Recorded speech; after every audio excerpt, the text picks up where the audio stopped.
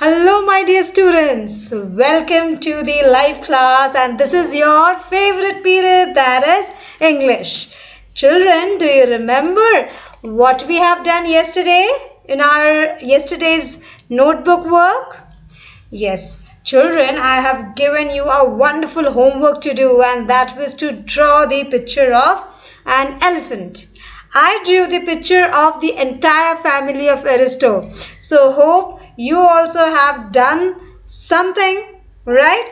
At least an elephant you must have drawn, and I know that many of you must have drawn the entire family of Aristo. That is Papa elephant, Mama elephant, and baby elephant. Papa elephant, Mama elephant, and baby elephant, right? So, children, yesterday I have given you the homework to draw the picture, and at the same time, as a classwork, we have learned about the 10 new words that are there in that lesson. So hope that you have learned all those 10 words, spellings also, and yesterday I told you their pronunciations and the meanings. So now you know 10 more new words, right?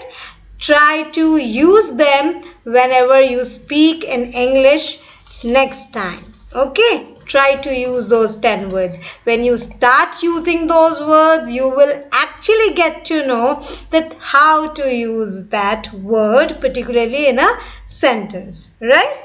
So now, after that, children, after doing the new words, we have done exercise B, that is word meanings. So word meanings, how many words we wrote? We wrote just the 4 words and the meanings of those words, right? As I told you yesterday that you are just starting with the word meaning. This concept of word meaning is new to you in class 1. So I have just given you only 4 words for a meaning. So hope that you have learned those words. And if you haven't, so I am giving you just one more day, and surely you need to learn them, right? Now let's proceed towards our today's class, because today again we are going to learn something and write something in our notebook. Those who have already learned it, the new words and word meanings yesterday, for them today's work will be easy. Why? Because they already know the meanings and spellings of those words.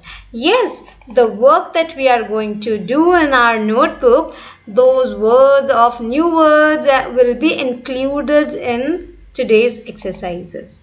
Right? So, without wasting time, hope that you all are ready with your notebooks. If not, I'm just counting till 5, and within that time you need to be ready with your notebooks. So the countdown begins. 1, 2, 3, 4 and 5. Time up. Yes, children. So hope that now you are ready with your notebooks. So now let's begin our today's work. So children, in which part of the notebook we are supposed to do the work? In A copy or A notebook, right?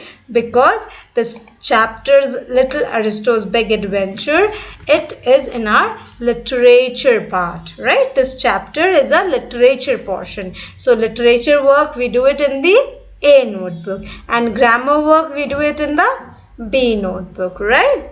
So fast now, open your notebook of A side, A portion, and I am going to share the screen to show you that what you have to do it today. Okay? And here I disclose it to you. Well, see, now I am ready with the work that I am going to share with you. Hope that you all are also ready. Come on, children. Now excitedly you have to complete your work.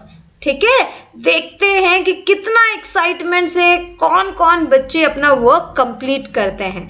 जो बच्चे अच्छे से अपना work complete कर ले रहे हैं तो उनकी मम्मा के थ्रू तो मुझे पता चल जाएगा कि अच्छा इन्होंने अपना वर्क कंप्लीट कर लिया है ना।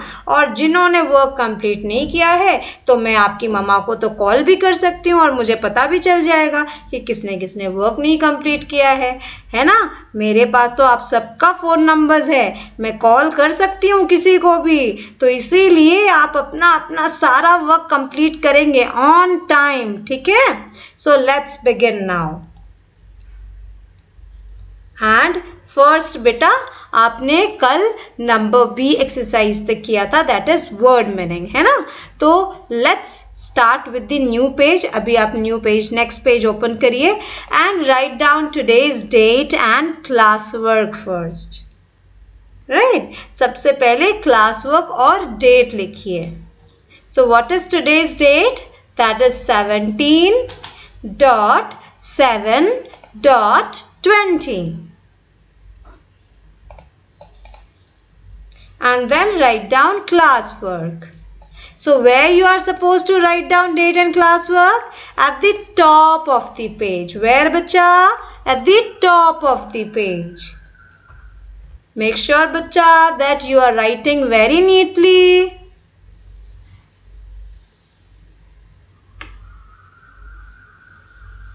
हमें अपना काम हमेशा डेट के साथ ही शुरू करना चाहिए, जिससे कि आपको मुझे हमेशा पता चलेगा ना कि किस डेट पे आपने क्या काम किया था।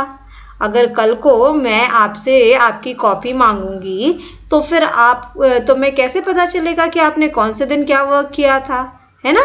तो आप जिस दिन जो भी वर्क कर रहे हैं उसका डेट ज़रूर मेंशन होना चाहिए, है ना। So hope that you have mentioned the date and classwork. So now in the first line beta, पहली line में first line just write down this heading and the heading is exercise C, fill in the blanks. So आपको exercise C कहाँ पर लिखनी है बच्चा? Outside the margin, ठीक है। रेड लाइन का लंबा सा लाइन होता है ना आपके नोटबुक में, so outside that it is called the margin. So you have to write down exercise number in capital C. You will write down exercise C and then inside you will write down first line, then you will write down fill in the blanks and then underline it with any color pencil. Okay, now can you tell me what is the meaning of fill? Fill. F-I-L-L. Fill. What is the meaning of it?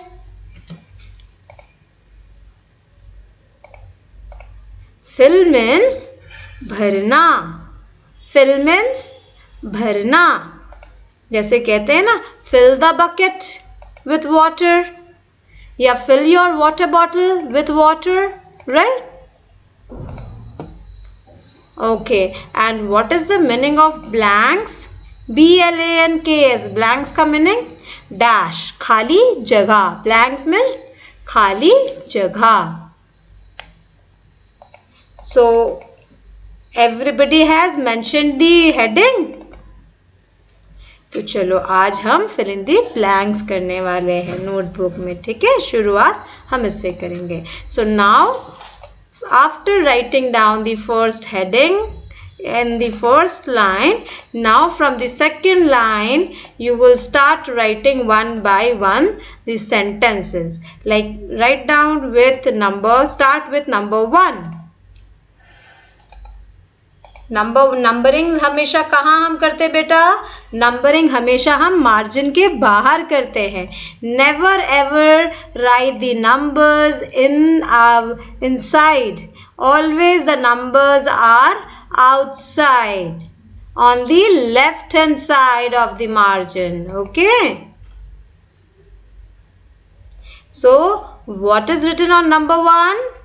Little baby elephant has a dash name. तो बताओ क्या होगा? Little baby elephant का dash name था। तो dash में blank में आप क्या लिखेंगे?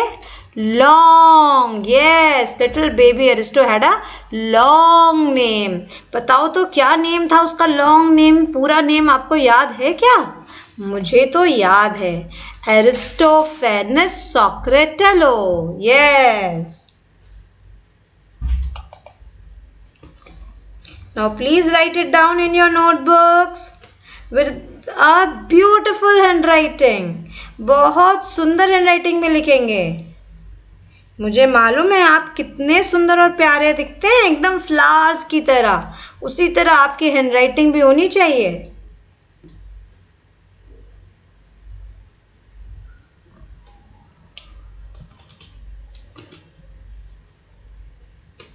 Everybody is going to get stars for their work if they do their work neatly.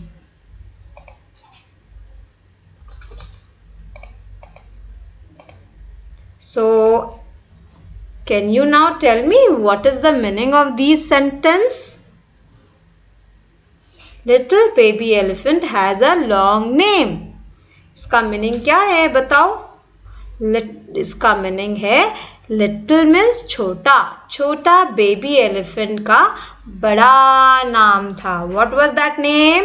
Aristophanes Socratello. Now come to the next one. Hope you have written number 1. Now let's write the second sentence. So what is the second sentence, bacha? Aristo came to the edge of the jungle. Aristo came to the edge of the jungle. And you will underline the word edge.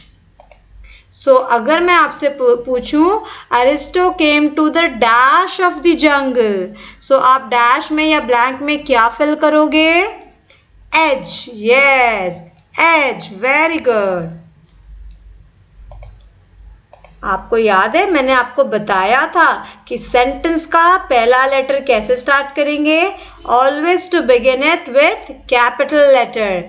Like C, little का L will be capital, Aristo's A is capital.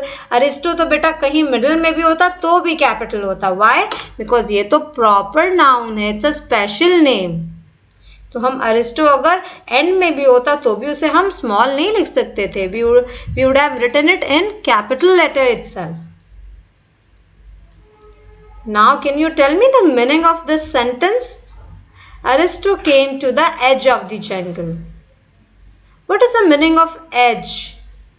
Yesterday also I told you. Edge. The meaning of edge is corner. The meaning of edge is corner, किनारा। तो Aristo घूमते घूमते बिना बताए जंगल के कहाँ तक पहुंच गया था? कॉर्नर तक, किनारे तक, एकदम एज तक, जहाँ जंगल खत्म होता था, है ना, और जहाँ से सिटी स्टार्ट होता था, विलेज स्टार्ट होता था। So Aristo came to the edge of the jungle. Please write it down. After completing the sentence, what you have to use? You have to put a full stop. And yes, bachcha, do not forget to underline the words that I have underlined. ये underline हमने क्यों किया है? ये हम blanks दिखा रहे हैं ना, यहाँ पर एम्प्टी स्पेस रहेगा। जैसे अगर टेस्ट में या एग्जाम में मैं आपको कैसे दूंगी, अरे little baby elephant has a dash name, तो डैश ये लॉन्ग वर्ड नहीं लिखा रहेगा, आपको बताना होगा कि यहाँ ब्लैंक के जगह पे क्या होगा। तो आप क्या लिखेंगे? जो लर्न करके रहेंगे उनको पता होगा कि यहाँ पर ब्लैंक के जगह क्या होगा? लॉन्ग होगा। Same goes with all the sentences. आपने फिल इन द ब्लैंक्स तो क्लास 1 में भी किया है, you already know. Now can you tell me what is the spelling of jungle? JUNGLE, jungle.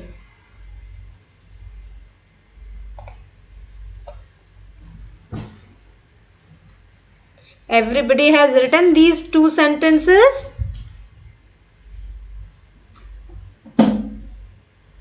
Hope all of you have done it. Now I am giving you the third sentence. Now please write down the third sentence. And the third sentence is Kaka, comma, the crow came down like an arrow. Kaka, comma, the crow came down like an arrow.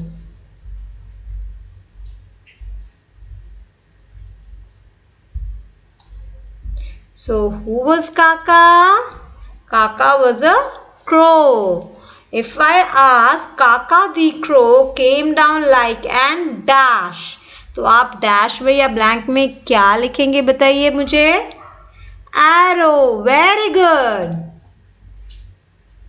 Kaka the crow came down like an arrow. What is the meaning of arrow?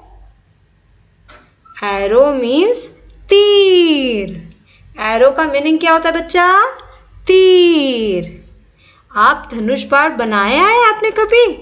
Bamboo आपके पास kites आप उड़ाते हैं, जो kite अगर फट जाती है तो उससे कभी आपने आपके घर पर मम्मा ने बनाकर दिया होगा, है ना, खेलने के लिए टॉय धनुष बाण बनाया है. आपके दीदी भैया ने शायद कभी बनाया होगा, है ना.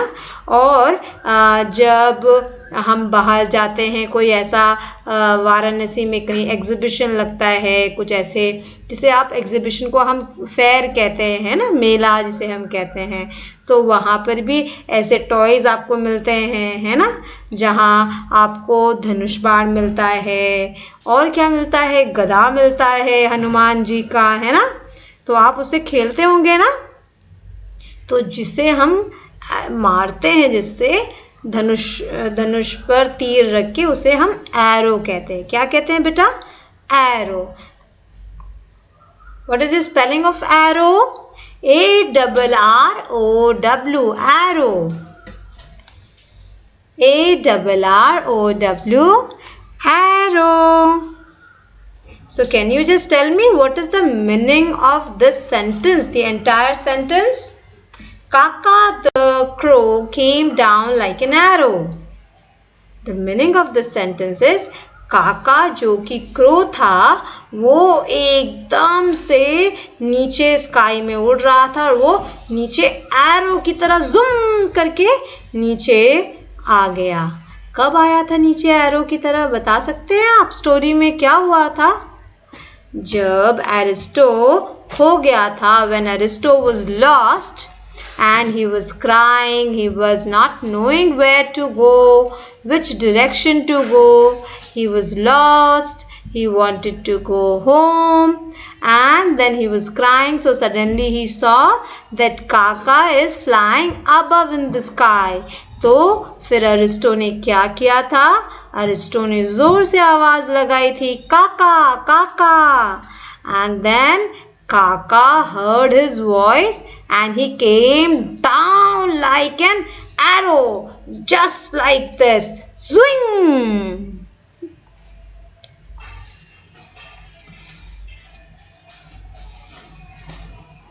Hope you are doing your work.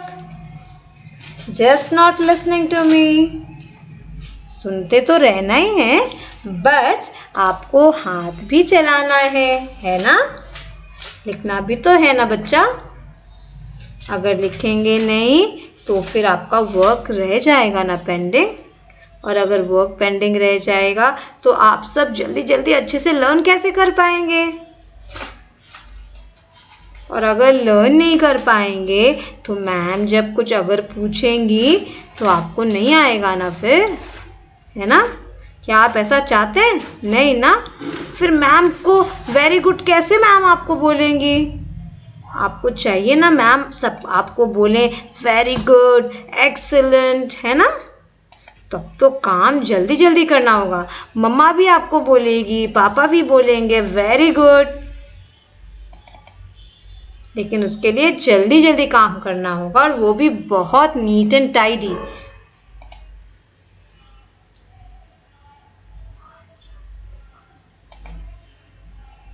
Now hope that you have written the third sentence. Can we now start writing the fourth one? And here I give the fourth sentence to you.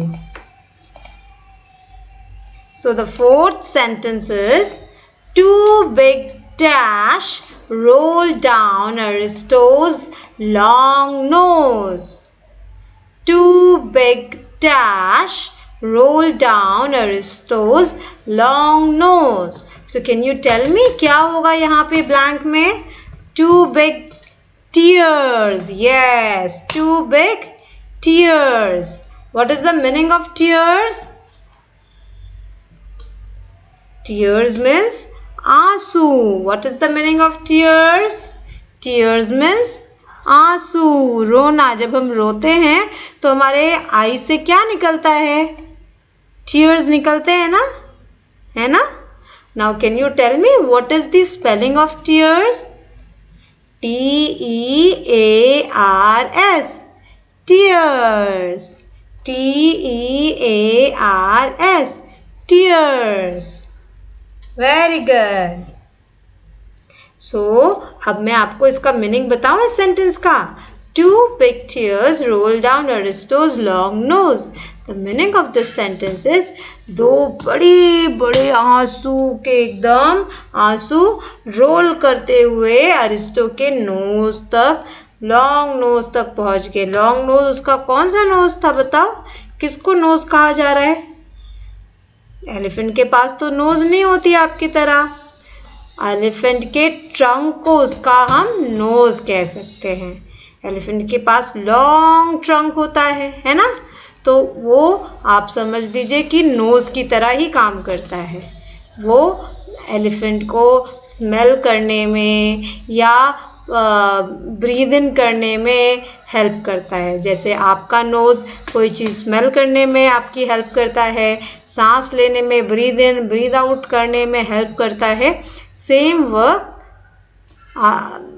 Elephant का trunk भी करता है. And at the same time elephant का trunk तो और भी बहुत कुछ कर सकता है, बिकॉज उसमें बहुत सारे मसल्स होते हैं और गॉड ने उनको एक स्पेशल क्वालिटी दी है. उस ट्रंक का एक स्पेशल फीचर है जिसके लिए वो अपना काम आसानी से कर सके.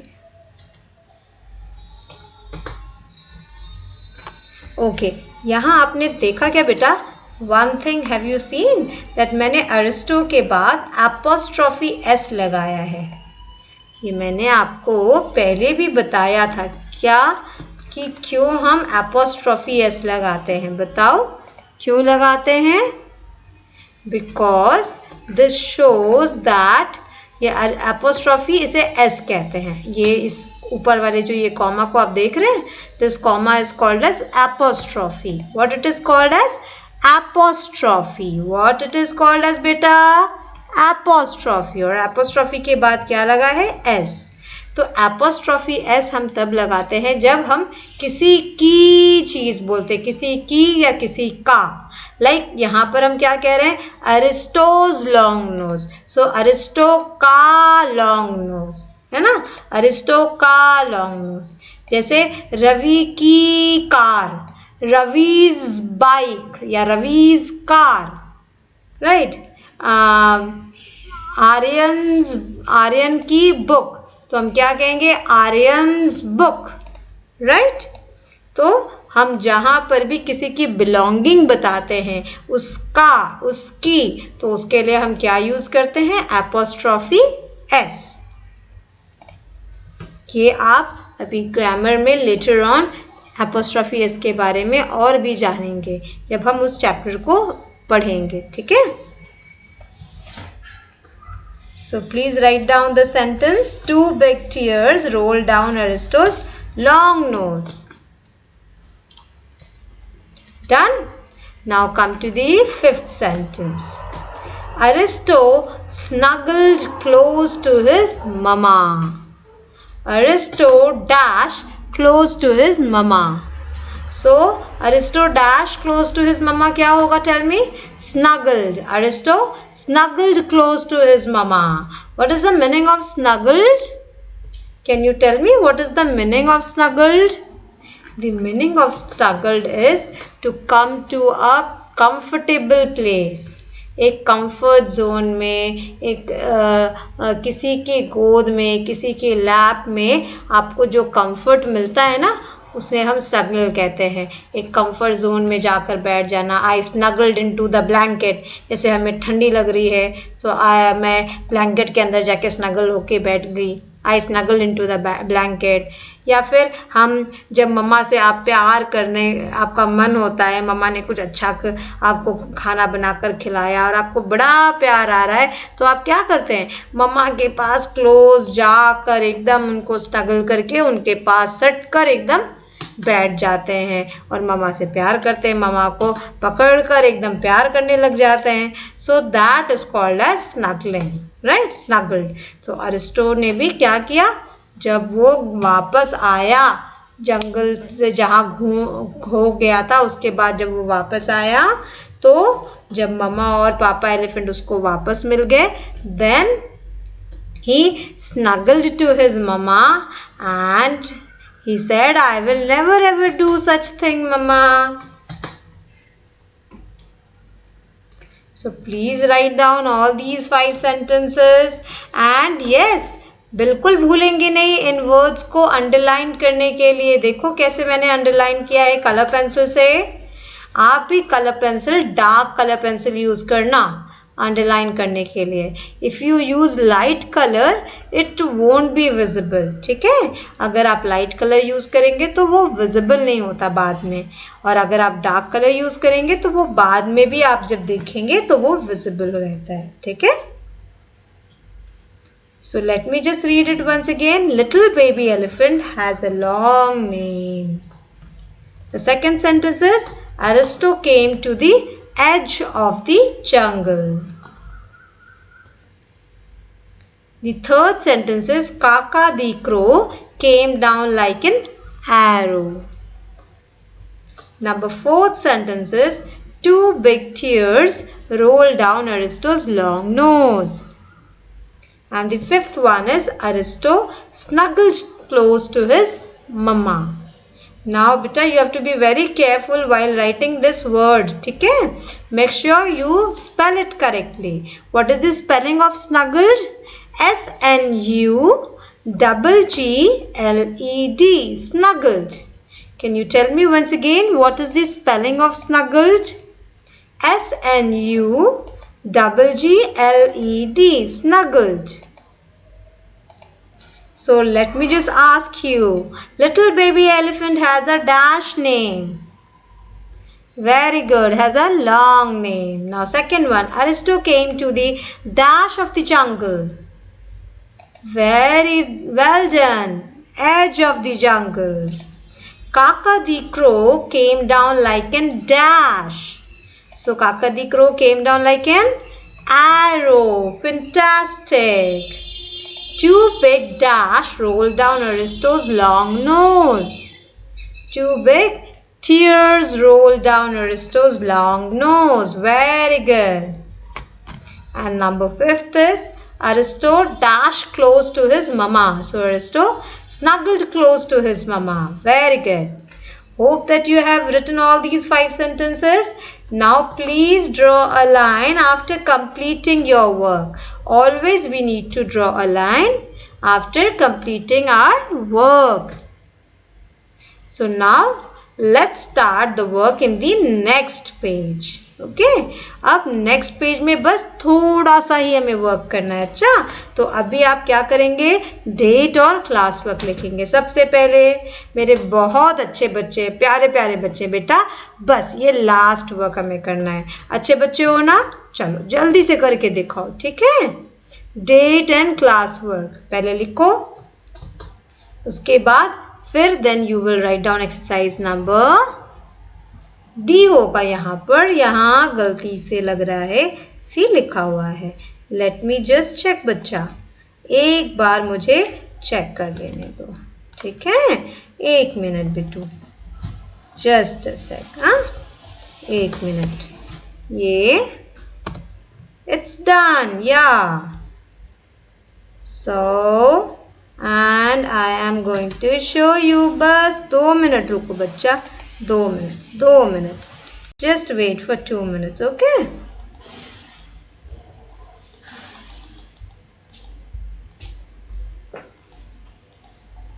हाँ ठीक है, देखो यहाँ पर date is 17/7/20 and class work and write down exercise number D. ठीक है, C नहीं होगा ना, C कैसे होगा? C वाला तो हमने कर लिया है ना. यहाँ बाय मिस्टेक वो C लिख के आता, देखो मैंने करेक्शन कर दिया. आप गलत वाला मत लिख लेना, नंबर D लिखना, okay. And then put a heading in the first line, that is write true or false.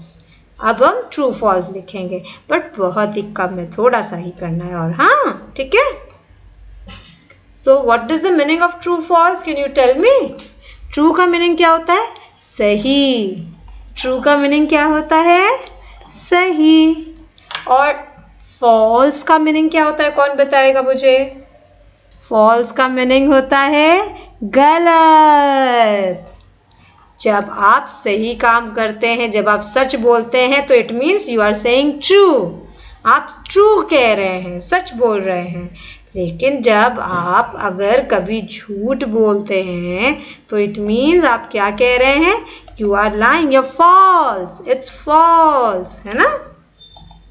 सो अभी मैं आपको कुछ यहाँ पे सेंटेंसेस लिखने के लिए दूंगी और आपको मुझे बताना है कि वो सेंटेंस ट्रू है या फॉल्स है.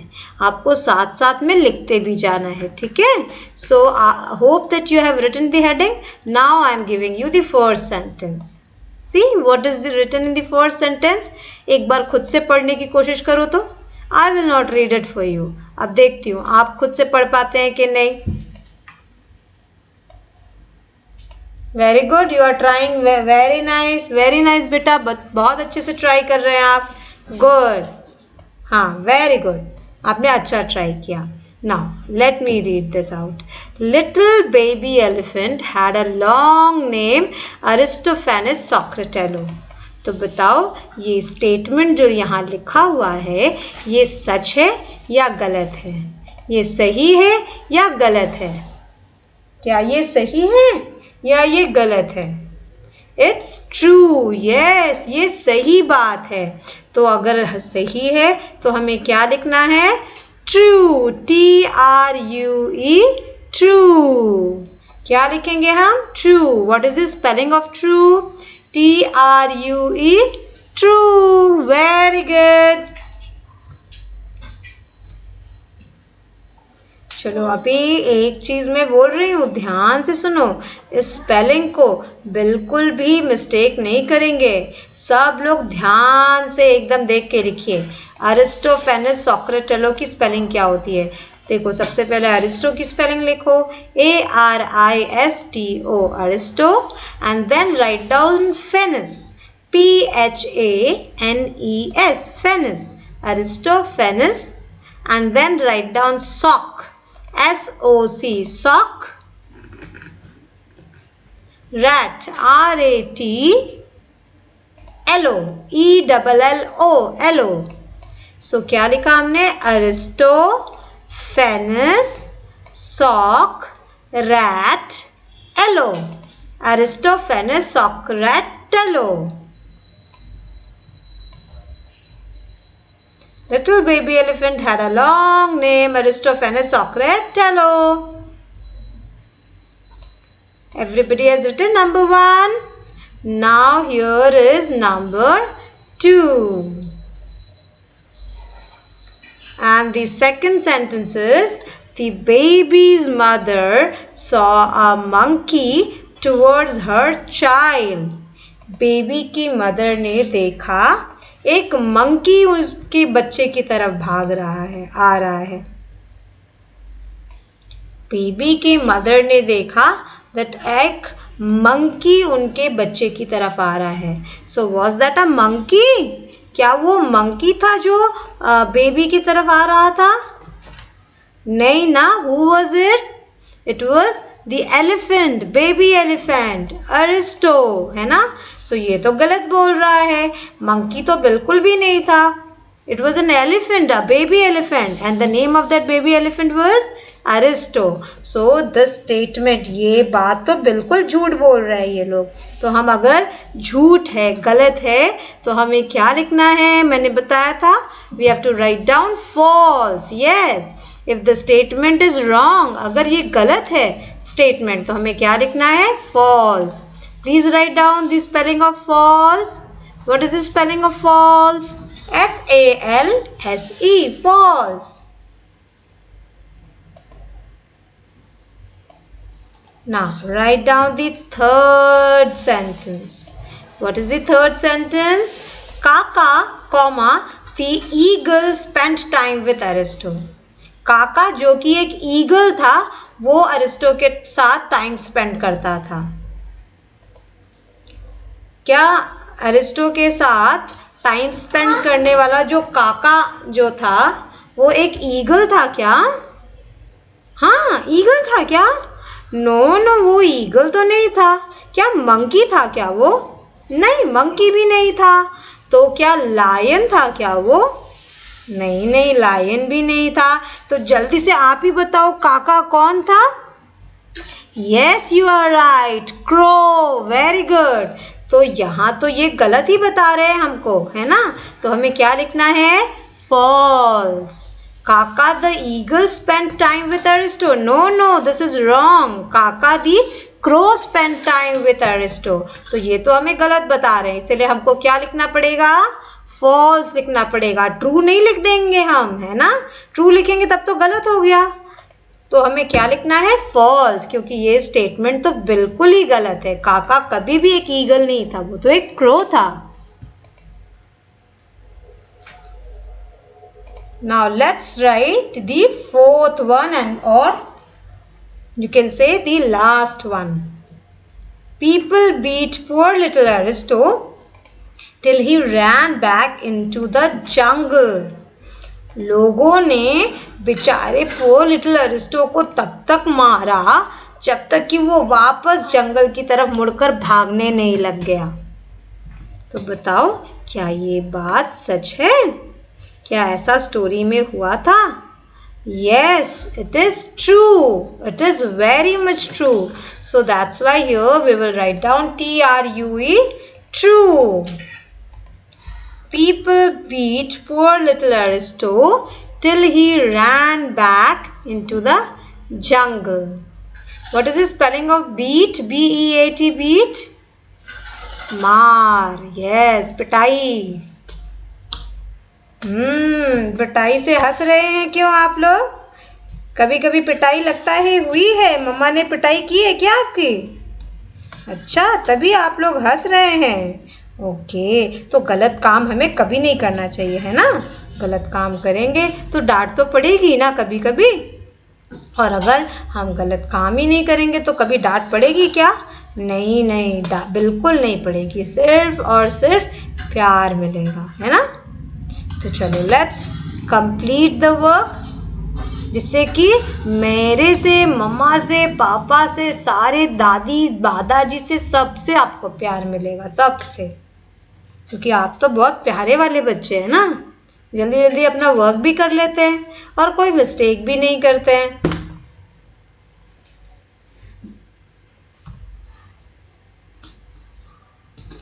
Beta, don't forget to draw the line after completing your work. Number 1, little baby elephant had a long name, Aristophanes Socratello. This is true. So write down TRUE, true. Number 2, the baby's mother saw a monkey running towards the child. No, this is wrong. So we have to write down false. Kaka the eagle spent time with Aristo. Even this statement is also wrong. So we will write down false. And number 4 is people beat poor little Aristotle. He ran back into the jungle. So even this is also wrong, right? And sorry, this is right. This is absolutely correct. So we are going to write down true.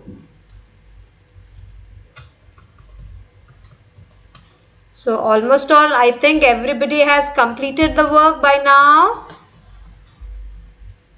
I am quite sure that all the children must have completed the work till now. Still, I would like to just give 10 more seconds, and here I start the countdown. It's backward countdown. 10, 9, 8, 7, 6, 5, 4, 3, 2, 1, 0. Wow, so hope that you have completed the work. Done, everyone? Great. So children, I am sure now that by now you must have completed the work. So children, you have to now learn these sentences. Okay, learn the fill in the blanks and at the same time learn the true false. Okay, so now it's time to wrap up our today's session. We are going to meet again tomorrow in our upcoming work. So till then, just take care of yourself and yes, take care of your family too. Bye.